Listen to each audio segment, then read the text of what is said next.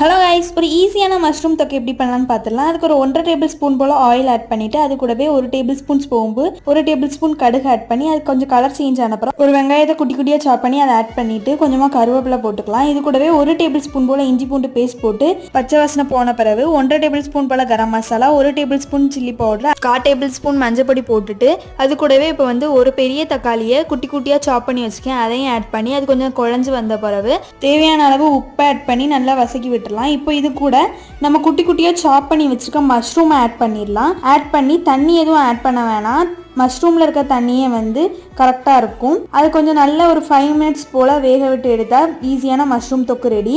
தோசை இப்போ ரொம்ப கிறிஸ்பியாக சுட்டு அது மேலே மஷ்ரூம் தொக்கை ஸ்ப்ரெட் பண்ணி சாப்பிட்டோம்னா ரொம்பவே டேஸ்டியாக இருக்கும். நீங்களும் வீட்டில் இந்த மாதிரி ஒரு தடவை ட்ரை பண்ணி பாருங்கள். வீடியோ பிடிச்சதா லைக் பண்ணுங்கள், ஷேர் பண்ணுங்கள், கமெண்ட் பண்ணுங்கள்.